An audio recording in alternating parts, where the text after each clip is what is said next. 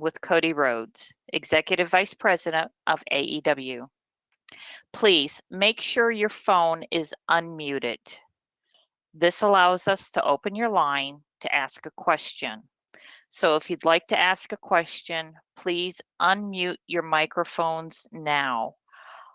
We will control the mute and the unmute. Once you have asked your question, we will mute your line again to avoid any background noise during the response. To ensure that you have a good audio connection and can ask your question, if you look on the audio portion of the dashboard, your go-to dashboard, please make sure that your correct microphone is selected so that you can speak.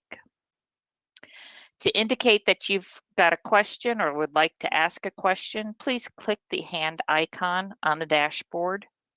You can also type in a question anytime in the questions section on the dashboard, and we will make every attempt to include your question. I will now turn the call over to Jim Woodcock. Jim? Thanks, Robin, and thanks to everyone for joining us. This is a tradition, obviously, before the pay-per-views, and obviously, as also is tradition, with us today is Executive Vice President of AEW, Cody Rhodes. So here in a minute, Cody is going to be available to discuss what to expect tonight on Dynamite on TNT, the incredible matchups we have in store for Revolution on Sunday night, as well as the current state of AEW. So without further ado, let's now turn the call over to Cody for some opening thoughts, and then we're going to open your lines for questions. Cody? Hey, everybody. As usual, it's been an honor for us to continue working and helping to provide a bright spot for fans in these difficult times. I, of course, am looking forward to my match tonight with Shaq and Red Velvet and Jade on Dynamite. And I'm also looking forward to talking about Revolution, the second iteration of Revolution. It will be nothing short of spectacular. You have the AEW Women's World Championship, the AEW World Tag Team Championship, street fight featuring Sting, the face of the Revolution ladder match, which I am in, big money match, Casino Tag Team Royal, Battle Royale, and then, of course, the AEW World Championship contested between the champion Kenny Omega and Jon Moxley, exploding barbed wire death match. And always, I love talking to you guys.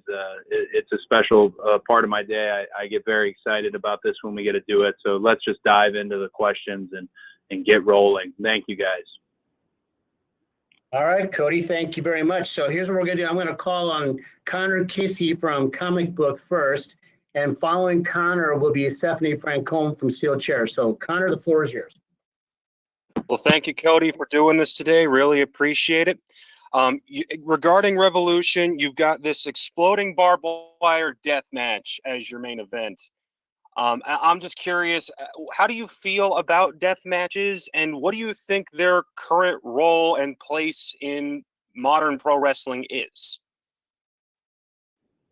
Well, I think with a lot of things, AEW, death matches have a certain identity that's already been given to them. If you look back at, FMW and exploding explosion matches that happened in the past, if you look at what Terry Funk has done, and then even fast forwarding to Matt Tremont today in this era, those are nice parallels. But anything that involves Kenny Omega is going to be unique in a sense, and it's going to have its own identity.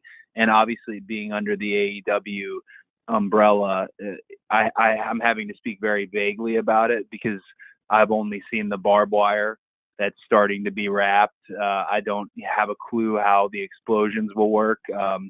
I'm just as on the edge of my seat as everybody else is about it. I think, to me, the most important thing is the title itself, and that it remains in proper hands. As people know who have followed the product, from a creative standpoint, Jon Moxley a little bit screwed out of his championship. Well, a lot screwed out of his championship, and what a wonderful reign he did have. Kenny Omega returning to form and the cleaner kind of reemerging on the scene. No pun intended, it creates a very combustible and dangerous environment. This match would be going on last, even if it wasn't for the world title, because it's incredibly violent. Viewer discretion advised on a death match like this. But I'm just as curious as everybody else. All right, thanks, Connor. Thanks, Cody. Okay, Stephanie Francombe is next, and we're going to follow Stephanie with Jim Barcelone from the Miami Herald. So, Steph, you're up. Hi, Cody. Hello, nice to hear from you again. Do you hear me? I can hear you. Okay. First of all, congratulations for the little girl to come. It's fantastic news that was announced on TV. I want to tell you about the big Paul White. Sorry. It was a surprise for many of us to find out that he was now a member of AEW. Can you tell me more about how things happen? And also, do you want to have more, I would say legends, but people with that experience like Paul can have more people like that in AEW? Thank you very much. Oh, thank you very much for your question. Paul White is a big part of my career, as some of you know, and then people who have kind of studied our industry. We were involved in a WrestleMania together, and that will always bond you in a unique way.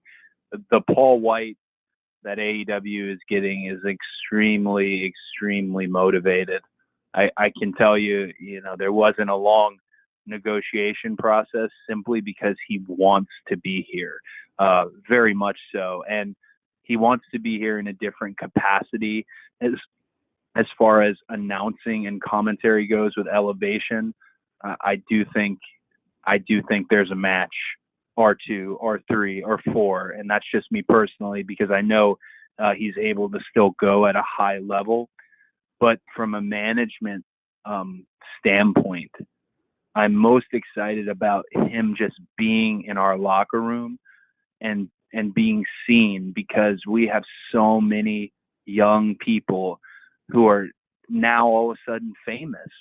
Nobody knew who Britt Baker, Sammy Guevara, MJF, or Ricky Starks really were a few years ago, and now they are emerging on cable and across Warner Media, and they're the future of wrestling. They're all very important to me.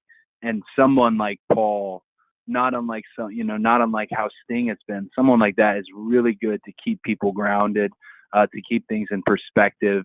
Paul White has more to give, and he's going to give it, and he's going to give it at AEW. So I'm very excited to see that. Thanks, Stephanie. Okay, next we're going to go to Jim Barcelone from the Miami Herald, and I'm going to ask Joel Torres from Contralona to be ready to go. Jim? Thank you all. Thank you, Cody.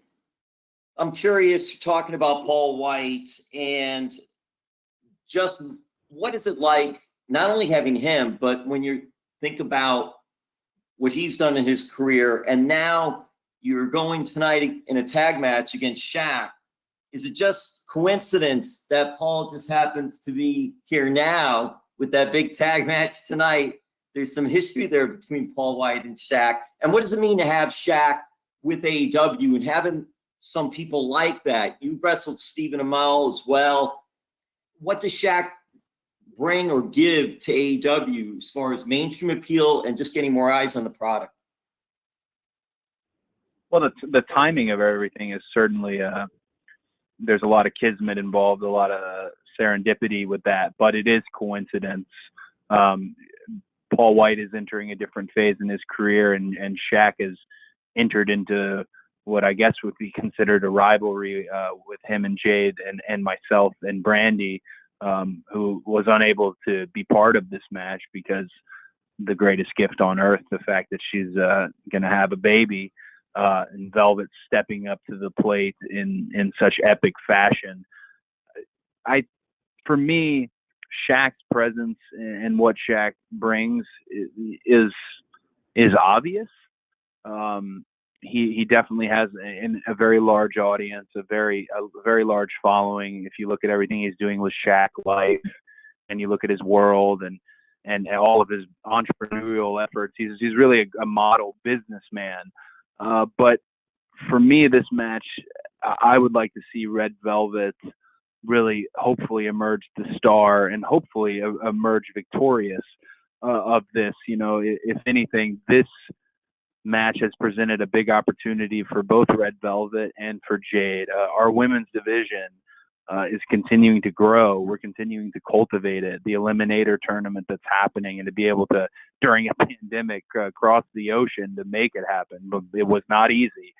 Tony Khan moved heaven and earth to get production in Japan, and he made it happen. So for me, this emboldens and bolsters our women's division. You know, I'm not going to say anything mean about Shaq, because he's entering a different world. If I was to step on the court and play horse with Shaq, it would be a joke. And I hope he's ready. I know he trained, and he's trained near me, but we'll see. I don't think he's got enough gas in the tank to compete with me. All right, thanks both. And now, as promised, I'm going to go to Joel Torres from Contralona and John Alba from Spectrum Sports. You will be next. Joel. Hi, Cody. How are you? So great to meet you. Oh, very nice to meet you too. So, Cody, talking about Red Velvet and your match tonight against Shaq and Jade Cargill, and obviously Red Velvet being a Latina wrestler, you know, you guys in AEW have shown a lot of importance to the Latino pro wrestling. How important is for you to have a Latina wrestler like Red Velvet by your side tonight on this match? I think it's just a beautiful thing, as far as to have diversity in your locker room and diversity in your space, and to put it out there and it be excellent content. Some of you may know, people who've studied the business, it used to not be that way, because promoters were really adamant about only having one of a particular demographic or even a minority, and they would try to almost make that a gimmick to a degree. And this is years and years and years ago. I'm not talking about anybody currently, but today the best wrestlers are from all around the world. You can find them in pockets from the north to south, east to west, and that to me is very exciting. I want to continue to cultivate. I take scouting trips even during the pandemic, and I'm excited as the world slowly opens up and safely opens up to continue those scouting trips, because the diversity for us is paramount, and we want to represent as many individuals and cultures and identities as we can. I think the language of wrestling, is universal. Thanks, Cody. John Alba, you're going to be next, and then following John will be Amy Nemedy from WrestleJoy. So, John, floor is yours. Thank you very much, guys. Cody, first off, congratulations to you and Brandy on the baby. Very exciting stuff. Believe it or not, it has been pretty much a year that we are in the middle of this pandemic era of pro wrestling. And it really felt like AEW was on the verge of breaking through to another level, with Blood and Guts coming up and the debuts of Brody Lee and Matt Hardy, and then everything shut down. So what I'd like to know is, where do you think AEW was heading before the pandemic and what you were able to accomplish? And how can you pick up from that place and ensure that you spend the rest of 2021 and beyond getting back to where you guys were on track to be? Well, we were heading to the freaking moon, buddy. I honestly, we were rolling, and you look at Prudential Center and that sellout and what Blood and Guts was going to be.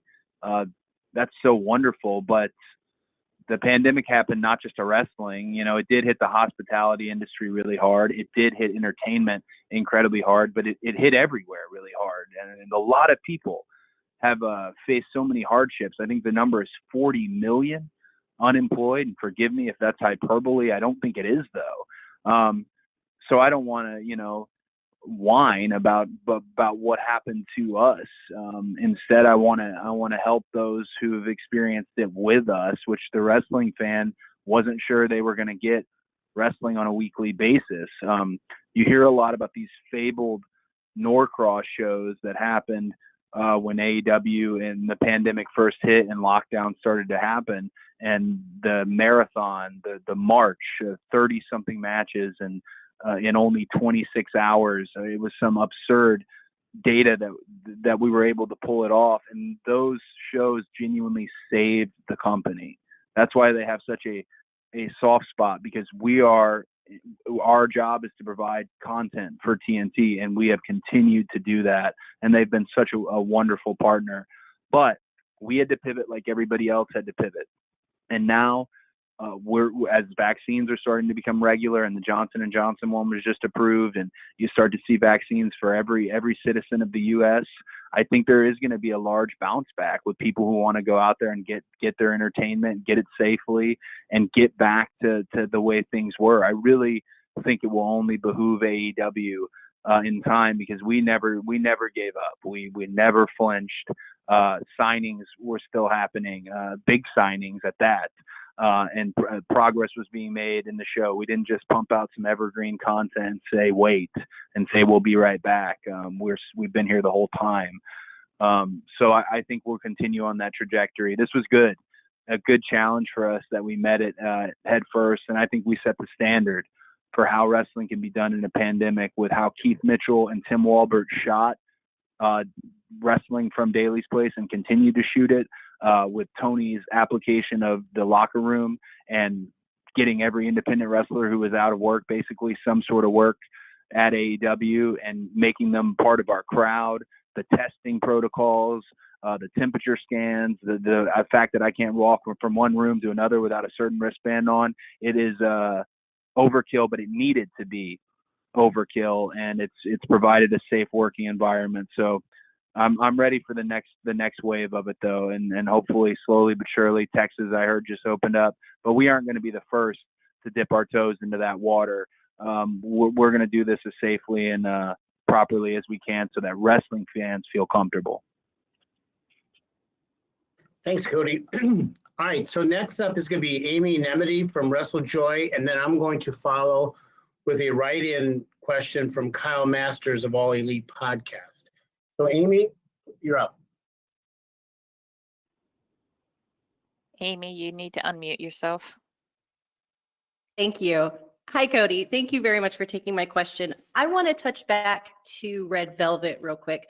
You mentioned that she has epically stepped into this position to replace Brandy within this feud.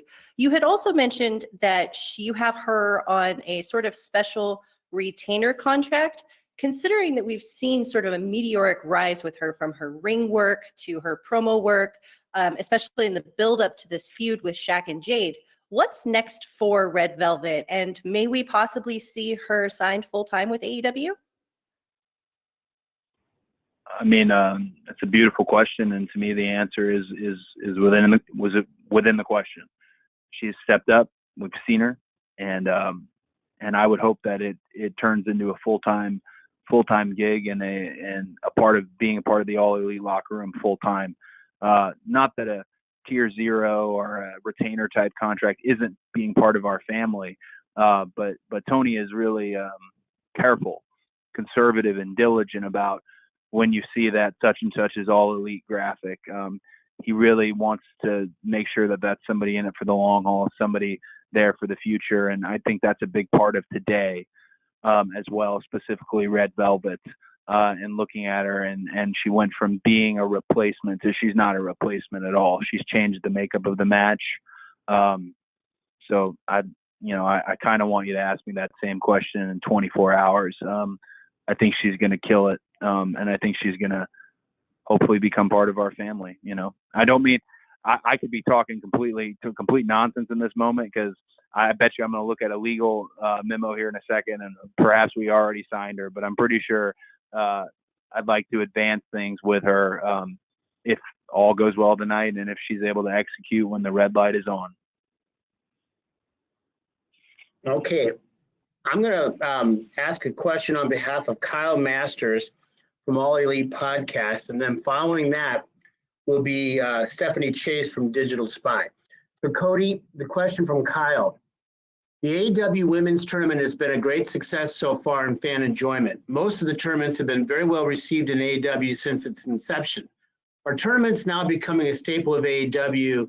Will we see more in the future, especially on Dynamite / PPVs? And will we see the American Nightmare in more of these in the future as well?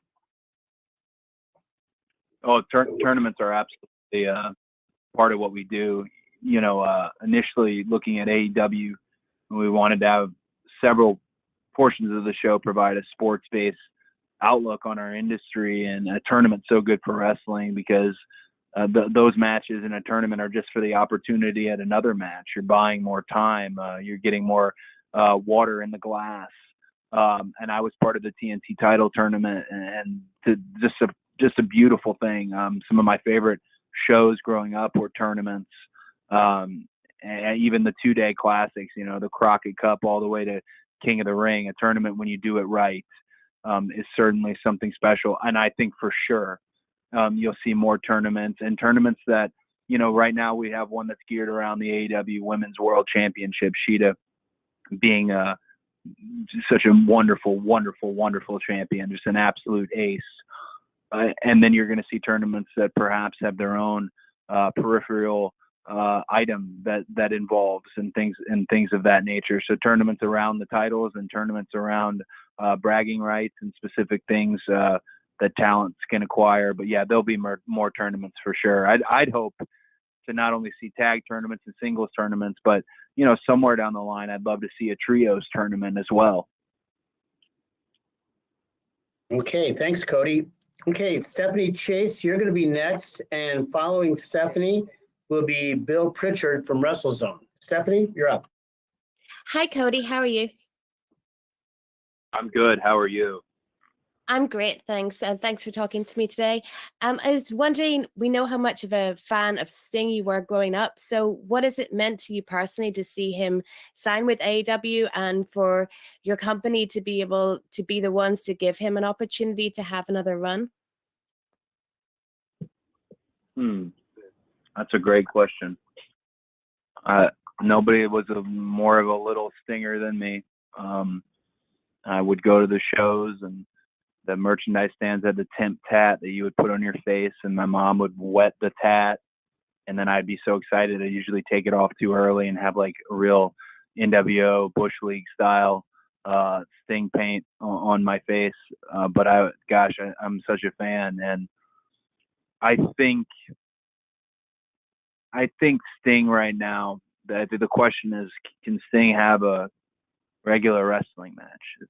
You know, can he do that? Can he go bell to bell in a live setting? I would bet he absolutely can. There's a lot left, and I don't know if anyone noticed when he hit Ricky Starks with the bat, but his frenetic movement, his dynamic motion is still there, and that's dangerous as far as if you're his opponent, especially because people forget Sting is a big guy. He's from a generation where there were, you know, he was more of a light heavyweight, but now he's definitely a full-blown heavyweight and a little bit taller than some of our roster. Having him here is wonderful. I want to make sure he's happy. I want to make sure he has a great place to be here, and I think he's in it for the long haul with AEW and our family here. Thanks, Cody. Okay, Bill Pritchard, you are next. Bill Pritchard from WrestleZone, and then I'm going to follow with a write-in question from Kenny McIntosh from Inside the Ropes. Bill, you're up. Bill, you're muted. There we go. Hey, how you guys doing today? Good. How are you, bud? Not too bad. So I kind of wanted to touch on this comment Shaq made in an interview. He said that he expects this match to top all other celebrity matches in the past, and Pat McAfee kind of chimed in and said, no, it won't. But I wanted your take because you already have experience in that area. You faced Stephen Amell before. Is there any added pressure just facing a non-wrestler in general? Is there, like, do you pay attention to comments like that where you try to raise the bar, so to speak? Well, I think, I didn't see this particular comment, especially from Pat, which is super bizarre because just bizarre because I'm pretty sure Pat's trying to get a job at AEW like every other day, but that's another conversation. I like that Shaq made that comment. I stand by that comment myself. I'd make the same one because you have to continue to raise the bar, and you can't do. There's a lot of old veteran wrestlers who have these opinions on how you're supposed to do a celebrity match. My opinion is this: you have to wrestle. If you're showing up for a wrestling match, you have to wrestle. It can't be, oh, they're not from our world, they shouldn't be able to lock up. None of that. Shaq trained. I never trained with him, but he trained for this. So I anticipate he's going to know his way around the ring to a degree. Now, he doesn't have the experience that I have for sure. But if he did train, and we're talking about a multiple-time world champion in the NBA, we're talking about a former MVP, that athleticism is once-in-a-lifetime athleticism, which is where I would be confident in saying, hopefully it is the best celebrity match of all time. Because if he did train and he is the man we know that is Shaq, then by all means, I hope we can set a new standard and raise that bar and not only set a new standard, but perhaps give a different outlook on what a celebrity or crossover type match should be. Thanks, Cody. Okay, I'm gonna read a question from Kenny McIntosh from Inside the Ropes, and then I'd like to ask Ed Robinson from SiriusXM to be ready. So from Kenny McIntosh, with the story from Wrestling Observer that NXT will be moving to Tuesday nights, can you talk about the strategy you guys have had from the start and focusing on what you guys are doing and not reacting to the other show? And how excited you are at the prospect that people might not have to choose a show anymore and have AEW as the sole destination on TV for Wednesday nights?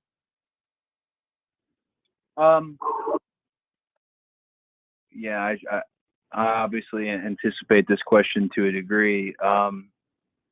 If that's the case, if we're no longer going to be opposed on Wednesday nights, I'm sure we'll come up with some sort of, wonderful statement. I mean, what could I say? Congratulations to NXT on a successful move to Tuesday nights.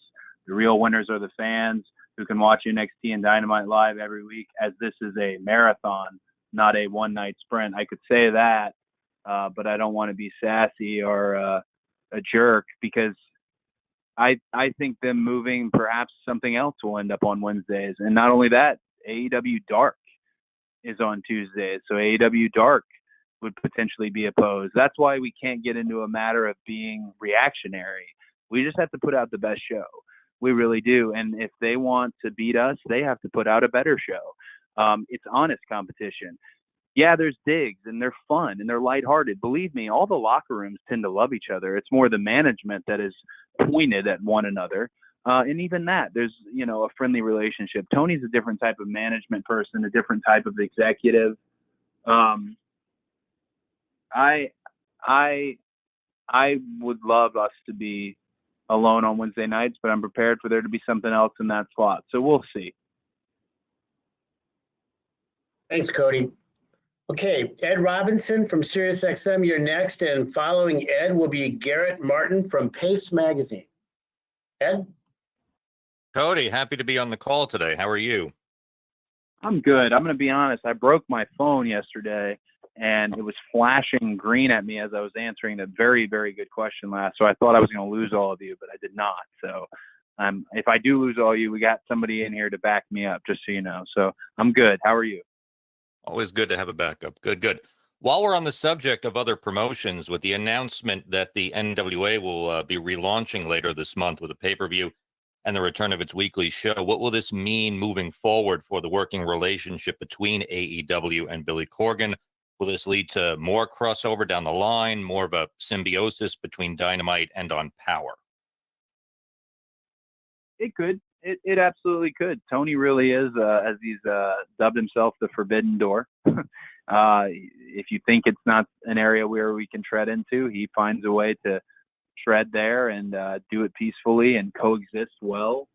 I definitely think we'll see more cross promotion potentially with the NWA or with Impact or with New Japan or AAA or a myriad of companies. It takes trust and it takes time, and when we bring people in, we always try to treat them better than we treat our own, almost, when it comes to having our guest wrestlers, our guest luminaries, our guest bookers and promoters, things of that nature. So I'm glad to see NWA still moving, Billy's still moving forward with the project, and I'm sure you'll probably see a little bit of crossover, a little bit of fun crossover. All right. Thanks, Cody. Okay, Garrett Martin from Pace Magazine, you are next, and following Garrett will be Tim Battle from iHeartRadio. Garrett?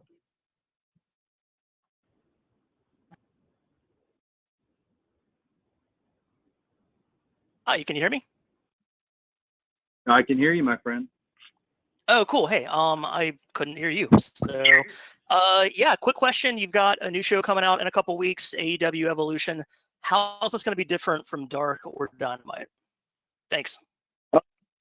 I would want people to tune in for the first AEW Elevation, and Paul White joining us on commentary, first time for him really in his career as an analyst and broadcast journalist, as Heenan used to put it.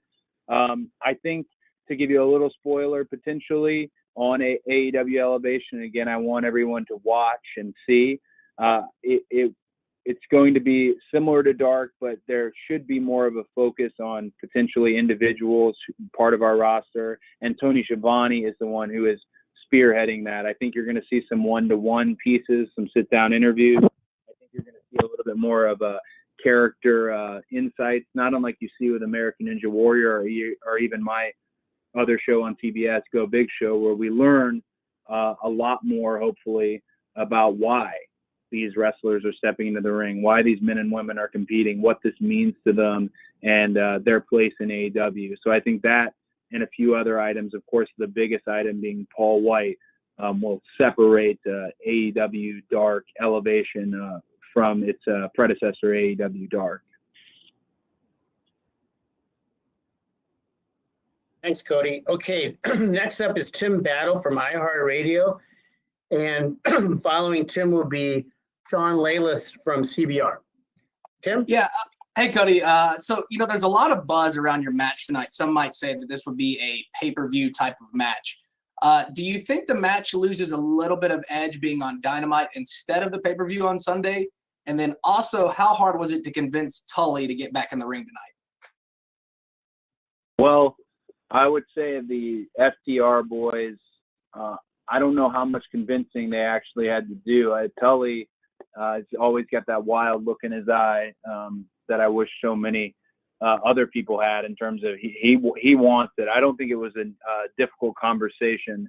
I think we've got a few surprises here for Tully tonight, as we are very excited, and it's not lost on me what it means, him returning to the ring. As far as Shaq, myself, Jade, and Red Velvet in this tag, I think it fits just great on Dynamite.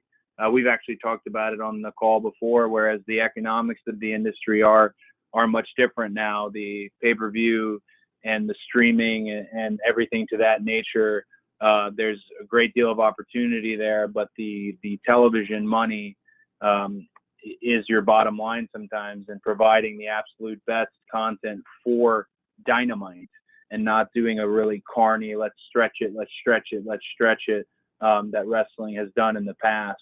So I'm excited that it's on Dynamite and it's live, and that it's not only live and on Dynamite, but it's kicking off the show, it being the very first thing. It just makes for a great show. And actually, to extrapolate a little bit on this, one discovery I think we've made, and Tony Khan seems to be really keen on it, and I love that, is that our go home to pay-per-views might always end up in some way being themed. They're always going to have a heavy hitter of a match on them because they shouldn't be a throwaway. A lot of rivalries and stories and angles, if you will. Sometimes the wagon is already in the barn and you run a VTR and, hey, say check out the pay-per-view. But for AEW, we still want that go-home show to not only be significant but newsworthy. And we're learning that as we're finding our own identity. So that will be exciting moving forward.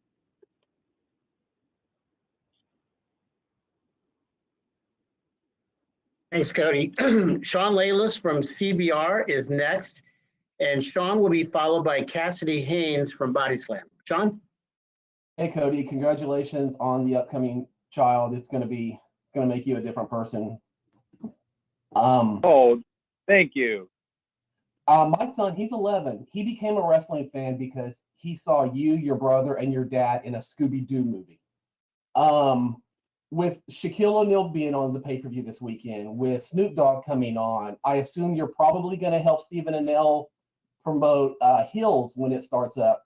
What is AEW's stance when it comes to crossing over with non-wrestling to bring in fans who might not have watched it before, or maybe bring back fans who used to watch in the past using the crossovers? Well, I love that you enjoyed that Scooby movie, and it's actually funny to me. That is the last thing we worked on as a family, and I've actually never seen the movie myself, but the fact that we did the voiceover work for it with Dusty and Dustin and myself, I'm glad it resonated. For me, I've really taken it upon myself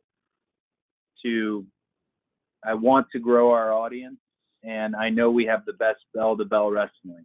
We have a guy like Pac here. So just a guy like Pac guarantees me that we have the best bell-to-bell wrestling. But I need people to watch it. I need them, if they come for Shaq, maybe they'll stay for somebody like Pac. I keep using him as an example just because I'm a big fan of his work. But I definitely think you will see more crossover, and you'll see crossover done in a respectful way. Like I said, Shaq trained. You mentioned Stephen Amell. Well, he also trained because that's the only way I would insist on doing anything. That to me is important. You can only bring in people for when it comes to a crossover that respect your business. Snoop Dogg, nobody respects wrestling more than Snoop Dogg and has a love for it. You don't need to chase Hollywood A-list and B-list if they're not into this. And Shaquille O'Neal is somebody who's very into wrestling and knows a lot about it. You know, grew up watching Leroy Brown and JYD, and he has a lot of opinions and things to say about them, and as a fan. And again, like I said, he trains. So yes, you will see more crossover. And my goal here is always to grow our show because I want to grow more fans. I want to make more fans happy. You will see it, but it will always be done in a disciplined way. We want people who love our sport and love our form of entertainment because they make for the best guests. Thank you, Cody. Okay, Cassidy Haynes from Body Slam, you're next. We're going to follow Cassidy with Rich Fan from Pro Wrestling Torch. Cassidy. Yes. Hey, thanks, guys. Hey, Cody, how's it going? Good, buddy. How are you? Good, man. So with the women's tournament finals wrapping up tonight, with the winner going on to face Shida, you recently tweeted about Maki Itoh and how you like to see her win the tournament. Is there many talks about and possibly bringing her back into the company to work more now that the tournament's wrapped up, especially after how big of a reception she got online? Absolutely. Maki Itoh, the deity of, well, I can't say it on this call, but Maki, she impressed, as did many of the women in the Eliminator tournament. And I thought that was really special. I'd like to give a little shout out to Shida and Emmy and Kenny, of course, and Nakazawa, because like I said, Tony moved heaven and earth to make that happen. It's very difficult in a pandemic to get a show in another country and somehow weave it into the fabric of our own show. So they did a wonderful job with this tournament. And I think a discovery from this, and we were talking about how much tournaments can benefit and function your show, is someone like that who had a following. And we want people who have a following. the hardest thing to do, they say in sports, is to hit a baseball. To me, the hardest thing in sports is to connect with the fans. And if you connect with the fans, that's why you will see somebody like a Maki Itoh. That's why you see somebody like a Ryan Nemeth. They have a connection with the fans. You don't want to be the best worker that no one's ever heard of or never connected with. So, personally, there's been conversations on my end. I know a lot of the women in the locker room were a fan and would love to work with her. So let's take a look as things open up. I'd say it's pretty likely you see her again in an AEW ring. Thanks, Cody. Okay, next up is going to be Rich Fan from Pro Wrestling Torch, and then I'm going to ask a question on behalf of Jason Powell from Pro Wrestling Net. Rich? Hey, Cody, always good to hear from you. My question is really about developing younger talent. So you've had a lot of success working with the younger talent, and from places like WWE or other places coming into AEW. You've mentioned your school that you've worked with, your brother's school's opening, but in particular, Darby, MJF have become top tier performers. And now tonight you have Jade and Red Velvet. With the tag match, what does it mean to you to not only see your status as a star grow, but also kind of being the king and queen maker behind the scenes in developing some of these younger talents, both on dark and on television? Man, that's a really romantic way of describing me. And I'll take it, because I have heard in wrestling companies, in the ones I've been in, how important it is to make new stars, and then I've seen people not make new stars, or I've seen people not push down on the gas when the right moment occurred. And here, there's such an open mind, and Tony runs such a different business that we are seeding. You don't want to have a top of your roster and then nothing, and then a bottom of the roster. You do have to fill out the middle of the card, the preliminary matches, and then you're able to pluck from there and bring them up to the top. And then they might swing back down, but then they'll bring the interest will be risen to the top. It's a whole formula, and I think we're the best at doing it because we had to do it. We started with a lot of unknown people, or a lot of people who had like a punk rock following where everyone told you about how great they were, but you'd really never heard of them or seen them. So we had to do it quickly. And if you look at, I mentioned Britt, I mentioned Ricky Starks, MJF, Sammy Guevara, and then you can look at somebody like Anna Jay. Then you look at somebody like Jade and Red Velvet. That is our job. That is our job, to make them so wanted and needed and seen that you have to have an action figure of them, that they have to get media requests. And to me, that's the thing. It's the most gratifying thing as a wrestler, other than when you win the title yourself or win a title yourself, to hear the reaction for somebody who you just made. And I know we're talking inside baseball here, and I am by no means am a salty old veteran, but I have been doing this since I was 15 years old. I've heard what that sounds like, and it's an absolute high that no drug on earth can give you. It's a very real thing, and I just hope we can continue to do it. And that will take not only looking at our own dressing room, our own locker room, it's going to take looking out in the world and finding people. Bill Watts was the master at finding, men and women from other walks of life, whether they're from basketball, baseball, gymnasts, things of that nature. You're going to have to look beyond just wrestling schools. And we do that at the Nightmare Factory. It's one of my favorite things, to get a look at people. I'll tell you, one of the people we took a look at was Wardlow, and that guy's money in the bank. That guy is absolute money in the bank, and he's young and he's hungry. He just borrowed my Bret Hart book. I hope we can continue to make stars. Okay, I'm going to read a question from Jason Powell from Pro Wrestling Net, and we've taken the liberty of spinning the wheel for our final question, and landed on Michael Shalik from SE Scoops. So first, we're going to go with the question from Jason, get Cody's answer, and then we'll end with Michael. So from Jason Powell, the company announced that AEW Dark Elevation will be starting this month, and there's still the forthcoming TNT show in addition to Dark and Dynamite. I'm curious to know what the taping plan for all this content will be once the world gets back to normal. Can you tape all this in one night without it being overkill for the fans in attendance, or is there a plan to spread out the various tapings somehow? Well, that's a great technical question, and I wish I had a really good technical answer. With all the content that's moving forward, that's an area where I'm going to leave it to Greg Warner, who I'd like to give a special shout out to, who heads production, Keith Mitchell, our executive producer, Tim Walbert, our director, and their teams to help coordinate something that's logistically the best for us.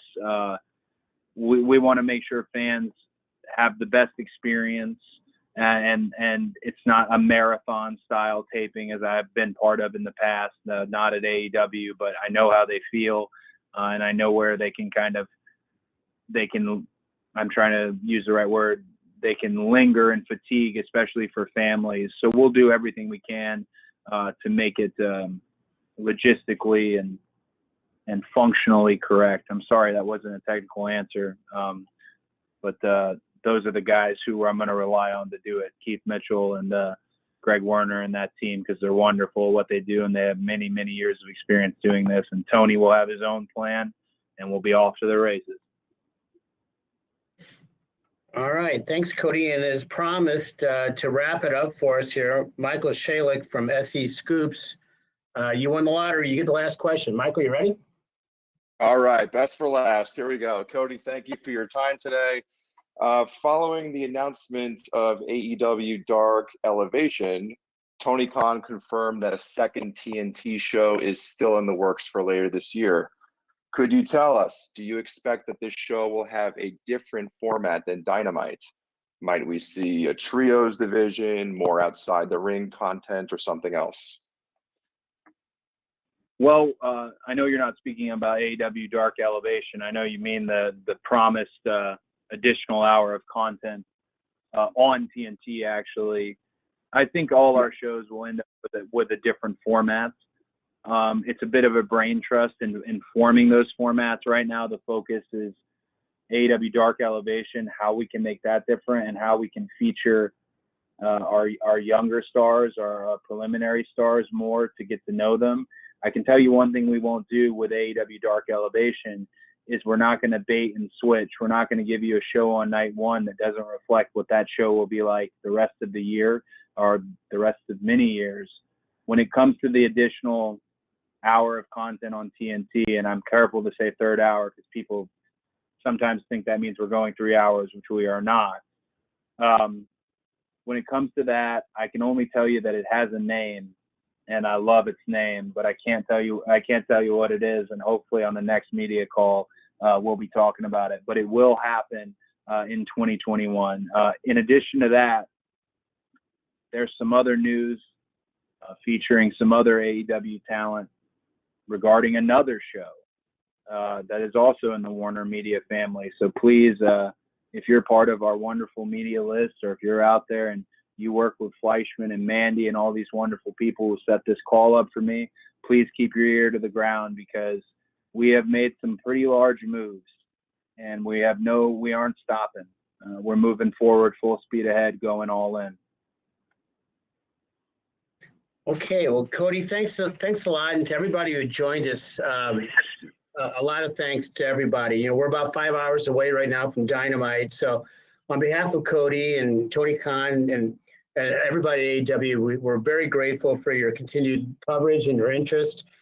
So we're going to wrap it up. We're going to be distributing an audio copy here shortly. So again, thanks for joining the call. Remember, Sunday night, Revolution pay-per-view, and we hope you have a great day, a great week, and we'll see you tonight, and we'll see you on Sunday night. Thank you.